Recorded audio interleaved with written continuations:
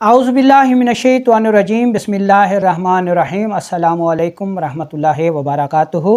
आज हमारे एक भाई ने जो सवाल किया है, कहते हैं कि हकीम साहब मेरा गला बंद रहता है, अक्सर ख़राब रहता है, खाने पीने में शदीद दिक्कत होती है और मैं बहुत सारी अद्वियात एंटीबायोटिक इस्तेमाल करा चुका हूँ लेकिन आर्जी फ़ायदा होता है।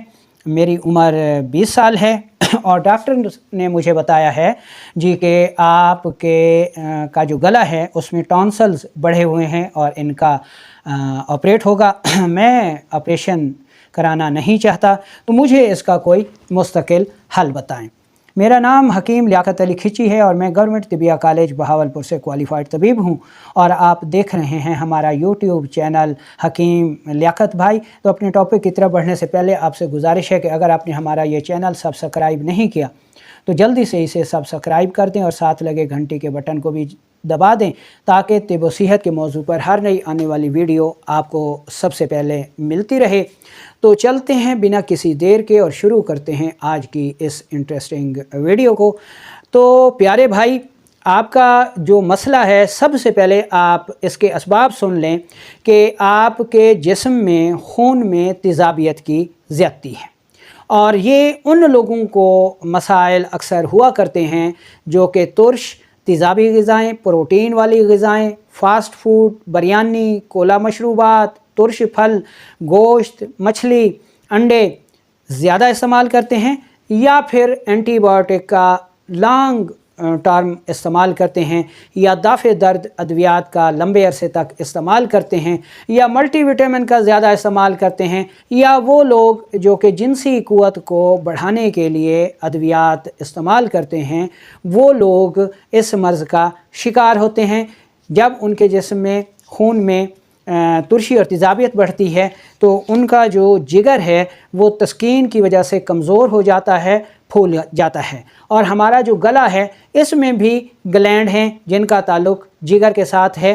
तो तुर्शी और तेज़ाबियत की वजह से ये गले के जो ग्लैंड्स हैं फूल जाते हैं और रास्ता तंग कर देते हैं।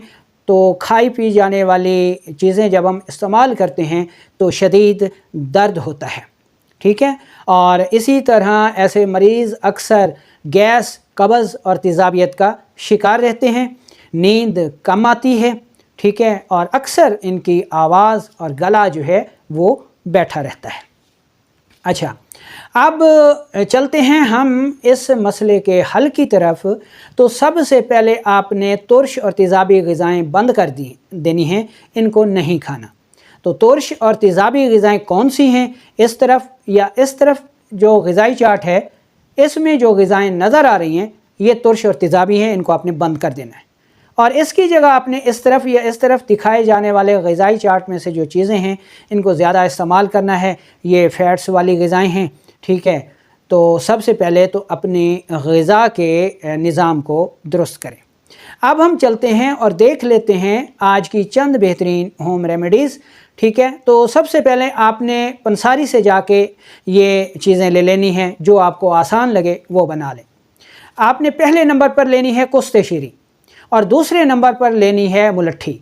दोनों को बराबर वज़न लेकर इंतहाई बारीक पाउडर कर लीजिए और 1 चम्मच चाय वाली यानी 3 ग्राम सुबह दोपहर शाम पानी के साथ या दूध के साथ इस्तेमाल करें। इसी तरह इस होम रेमेडी के साथ आपने ये होम रेमेडी भी लाजमी इस्तेमाल करनी है कि दूध नीम गर्म 1 कप लेना है और उसमें 1 चम्मच छोटा शहद मिला देना है और ये सुबह दोपहर शाम आपने इस्तेमाल करना है। अगर आपको शहद नहीं मिलता तो फिर आप देसी घी ले लें। 1 कप नीम गर्म दूध में 1 चम्मच देसी घी मिला के सुबह और शाम इस्तेमाल करें। तो इंशाअल्लाह 1 से 1.5 माह 2 माह जब आप बाकायदगी के साथ इनको इस्तेमाल करेंगे तो आपके गले के मुतल्लिक जितने भी मसाइल हैं वो ठीक हो जाएंगे। आपका गला ठीक हो जाएगा, वरम सोजिश दूर हो जाएगी, आवाज़ ठीक हो जाएगी, जो हर वक्त बुखार रहता है ये भी ठीक हो जाएगा। तो बनाएं, इस्तेमाल करें और दुआओं में याद रखें।